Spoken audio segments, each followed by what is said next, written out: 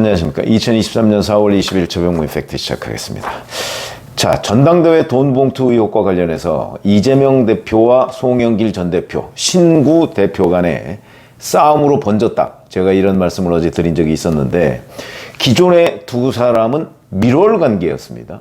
그게 2021년 5월 2일 전당대회, 저는 뭐 분명하지는 않지만 저는 아마 그 시점에도 이재명 경기도지사가 송영길 의원을 대표로 밀었다. 저는 그렇게 판단을 한다고 제가 말씀을 드렸죠. 그런데 팩트는 그렇게 많지는 않지만 적어도 그런 판단의 근거는 왜 그러냐면 경쟁자였던 홍영표 의원과 우원식 의원은 친문 내지는 범친문이었기 때문에 친문이나 범친문이 민주당의 대표가 됐을 때 이재명 경기도지사는 아무래도 불리할 수밖에 없죠. 그러니까 무게파를 선언했던 송영길 후보를 지원하는 것은 어찌 보면 당연한 거고, 이재명 경기도지사가 당시에 뭐 정무적으로 잘 판단한 거다 이렇게 봅니다. 그런데 그 이후에 보면 그런 사실이 더욱더 뚜렷해집니다. 무슨 얘기냐면 송영길 후보가 대표가 된 이후에 사실은 곧바로 경선이 이루어졌는데, 그때 이제 후보직을 중도 사퇴한 사람이 정세균, 김두관 후보가 있었죠. 이 사람들이 받은 표를 과연 무효표로 처리할 것이냐 처리하지 않을 것이냐 하는 결정을 송영길 지도부가 했는데, 만약에 그때 송영길 대표가 그럼 무효표 처리 안 합니다 라고 했으면 이재명 후보가 결선 투표까지 갔어야 되는 상황이 벌어졌을 거다. 그럼 결선 투표 갔으면 그때 대장동 의혹이 불거지고 뭐 이런저런 일 때문에 어찌 됐을지 전혀 모른다. 역사가 뒤바뀌었을 수도 있다. 이런 데에서 편파적으로 관리했다 하는 것이고, 왜냐하면 그게 특별당규의 해석 문제거든요. 그런 것이 있고, 그 다음에 당시 이낙연 후보 측에서 경선 온라인 투표 때 대리 중복 투표 가능성이 있었다. 그래서 이거 조사하자 그랬는데 이것도 거절했고, 그 다음에 이낙연 후보 측에서 후보 검증단을 만들자. 왜 그러냐면 만약에 하자 있는 후보가 선출이 됐을 경우에 상대 윤석열 후보와의 경쟁에서 밀리지 않겠냐 그랬는데 그것도 거절했다. 이런 것들이 전부 다 이재명 후보한테 유리하게 송영길 지도부가 결정을 했다는 건데, 그건 왜 그랬을까? 이재명 당시 후보가 송영길 대표는 나한테 유리한 결정을 하는 사람이라고 해서 두 사람의 밀월 관계가 형성됐기 때문이다. 이렇게 이제 판단을 하게 되는데, 또 하나의 고리가 바로 그 이정근 녹음 파일에서 나왔다는 거죠. 4월 10일에 강내구 수자원공사 감사하고 이정근 전 부총장이 통화한 내용을 보면 이정근 전 부총장이 이렇게 얘기합니다. 돈이 필요하면 누구한테 요구를 해? 저기한테? 땡땡이한테? 이게 이제 스폰서입니다. 그러니까 강내구 감사가 사람이 그 사람밖에 없잖아. 다른 소폰이 있어요? 이렇게 얘기를 하죠. 그러면서 요건 이제 다른 통화인데, 무슨 이 형, 땡땡이 형, 이게 똑같은 스폰서 얘기합니다. 땡땡이 형 월요일 날 오면 밥값이 없다. 현찰로 좀 마련해주라 얘기해 놓으시오. 얼마 그러면 1,000만 원 이렇게 얘기해야 됩니다. 그러면 얘는 100만 원을 생각하고 있다가 1,000만 원을 두들겨 맞기 때문에 500을 갖고 옵니다. 아시겠죠? 이렇게 얘기하니까 이정근 전 부총장이 진짜 완전 엑기스 전수해주네. 이게 이제 돈을 받는 수법을 얘기를 한 겁니다. 자, 그리고 나서 민주당 전당대회에서 송영길 대표가 당선되고 난 5개월 뒤인 10월 14일에 바로 그 공로로, 그러니까 돈 봉투를 살포하고 뭐 이런 핵심적인, 현역 의원한테 살포했던 핵심적인 의원이 바로 윤관석 의원이었죠. 윤관석 의원이 사무총장이 됩니다. 그러니까 이때 이제 이정근 전 부총장한테 윤관석 의원이 텔레그램 문자 메시지를 보내면서 바로 그 스폰서였던, 아까 땡땡이 형이라고 했던 그 사람 자녀의 이력서를 보내라 이렇게 얘기를 합니다. 그러니까 바로 이정근 전 부총장이 3시간 뒤에 문자 메시지로 이력서를 보내죠. 그러니까 보름쯤 뒤에 윤관석 의원이 이정근 전 부총장한테 전화해서 오늘부터 출근했다 이렇게 했는데, 이 출근이라는 게 이재명 캠프에 출근했다는 얘기입니다. 윤관석 의원이 이렇게 얘기합니다. 정무팀에 내가 자기가 넣었다는 뜻이죠. 촐랑거리고 또 여기저기 얘기하고 다니지 말고 이건 이정근 전 부총장한테 어디 가서 발설하지 말고 이러면서 함구를 부탁한 거고, 이정근 전 부총장은 나한테 얘기도 안 하던데 이렇게 얘기하니까 윤관석 의원이 이제 김씨 그 자녀, 스폰서 자녀 얘기를 하면서 걔도 아마 전화를 받으면 아빠한테 먼저 하겠지. 그러니까 내가 제발 촐랑거리지 말고 가만히 있어. 이렇게 얘기를 합니다. 자, 송영길 캠프의 여러 사람이 이제 김 씨에게 스폰서 역할을 이렇게 부탁을 했던 것으로 보이는데, 그 이후에 바로 그 송영길계인 윤관석 사무총장이 김 씨의 자녀를 이재명 캠프에 넣었다. 그것도 정무팀에 넣었다. 치열합니다. 그 당시에 이재명 후보가 당선 가능성이 있는 후보 아니었겠습니까? 그러니까 그 캠프에 들어간다는 게 그렇게 간단한 일이 아니고, 적어도 이재명 후보나 아니면 정진상 씨가 대표실 정무조정실장이니까 그런 정도 급의 허락이 있어야 된다는 거죠.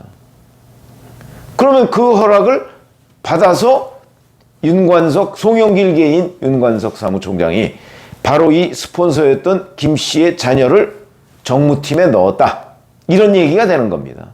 이거는 곧 이재명, 송영길 두 사람 간의 밀월 관계를 입증하는 또 하나의 고리가 되는 거죠.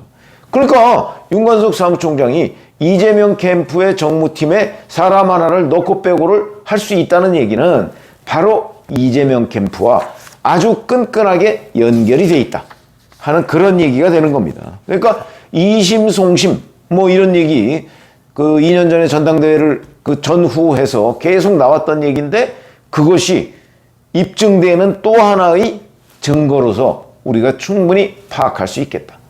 이런 얘기가 되는 거고요. 이런 것들이 이제 왜 중요하게 되냐면, 사실은 지금 이재명, 송영길 싸움으로 번진 전당대회 돈봉투 사건, 제가 이렇게 말씀을 드렸죠. 자, 송영길 전 대표가 지금 파리에서 22일, 오늘 20일이니까 이틀 뒤쯤 된다고 합니다. 우리나라 시간으로 밤 시간입니다. 파리에서 이제 낮에 하겠다는 그 기자간담회 시간이. 그러니까 아마 토요일보다는 일요일, 우리 시간으로 얘기하면 일요일 새벽에 이제 이 기사가 뜰 것으로 보이는데, 자, 어쨌든 간에 이런 상황을 보면 송영길 전 대표 글쎄 아직까지 결정을 저는 뭐 안 했을 거라고 보는데, 왜 안 했냐면 바로 본인의 보좌관인 박용수 전 보좌관을 검찰에서 계속 부르는데 박용수 전 보좌관이 지금 오지 않고 있습니다. 그런 걸 보면 박용수 전 보좌관을 통해서 이 상황이 어떻게 전개되고 있고 현재 어떻게 전개될 것인지를 아마 계속 물어보고 파악하고 탐문하고 있는 때가 아닌가. 그래서 그런 것들을 다 수집한 다음에 종합적인 판단을 통해서 본인이 자, 이재명계와 한번 이 밀월 관계를 깨뜨리면서 뭔가 승부를 볼 것인가, 아니면 지금 당에서는 자기 빨리 조기 귀국하라고 하는데 그걸 어떻게 대응할 것인가를 결정하지 않겠는가, 전 그렇게 봅니다. 그런 점에서 본다면 제가 가장 가능성이 높게 보는 시나리오는, 사실은 지금 송영길 전 대표가 조기 귀국해봤자 이재명 대표 쪽으로부터 당신이 결자 해지하시오 라는 요구밖에 더 받겠습니까? 왜냐하면 검찰은 지금 송영길 전 대표를 소환 조사할 정도로 수사가 진척되지 않았거든요. 지금 어젯밤에 강래구 감사에 대해서 구속영장을 청구한 정도입니다. 그렇게 되면 구속영장 이제 실질심사를 곧 하겠죠? 하면서 구속 여부가 결정되는 게 아마도 이번 주말쯤 되지 않을까. 오늘 목요일입니다. 그러면 뭐 내일이나 모레쯤에 하면 토요일, 일요일쯤에. 그래서 아마 송영길 전 대표가 본인이 기자간담회를 갖겠다고 하는 게 강래구 씨가 구속되는지 여부를 함께 보고 나서 어떻게 하겠다, 아마 이런 것일 가능성도 있는데, 그렇게 되면 그 결정을 보고 난 다음에 본인이 지금 들어오면 뭐 검찰이 부를 것도 아니고, 그러니까 아마도 검찰이 소환하면 귀국하겠다, 아마 그런 정도의 입장 표명 가능성이 저는 높다고 보거든요. 그러면 검찰이 언제쯤 송영길 전 대표를 부를까요? 아마도 한 5월은 돼야 부르지 않을까요? 그럼 그때까지는 자기 그 프랑스에서 정리할 거 정리하고 그러면서 이제 들어와서 검찰 조사를 받고 나서 본인의 거취를 결정하지 않을까. 아마 이재명 대표 쪽은 뭐 자진해서 송영길 전 대표가 탈당을 하든가, 뭐 이런 식의 조치를 취해주기를 바라겠지만 송영길 전 대표는 아직은 그런 생각은 없어 보이는 것 같고요. 아니 이재명 대표가 나한테 이럴 수 있어? 내가 그렇게 도와주고 오늘날의 이재명을 만들어주고 더군다나 지역구까지 물려줬는데 이런 섭섭함을 토로할 가능성이 있습니다. 아마 며칠 전에 둘이 30분간 통화했다니까 그때 송영길 전 대표가 당신이 나한테 이럴 수 있느냐 이런 얘기를 했을 수도 있습니다. 이게 그래서 자칫하면 어떤 쪽으로 튈지 모른다. 이 사건이. 왜냐하면 송영길 전 대표 측에서 그동안에 이재명 대표 측과 했던 밀월 관계 중에 아주 중요한 거 하나를 폭로를 할 수도 있죠. 아니면 그걸 고리로 해서 이재명계를 압박하고 그러면서 적어도 나한테 탈당 요구하는 일은 없어야 돼. 뭐 이런 다짐을 받을 가능성도 있고요.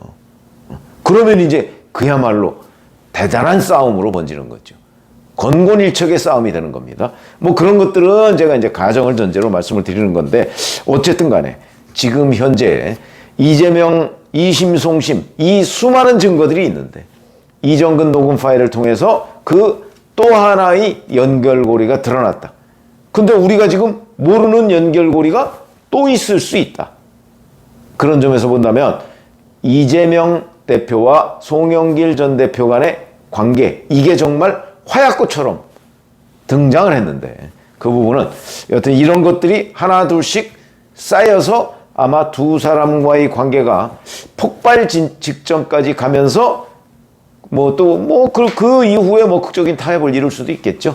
그런 상황을 전해드렸습니다. 고맙습니다.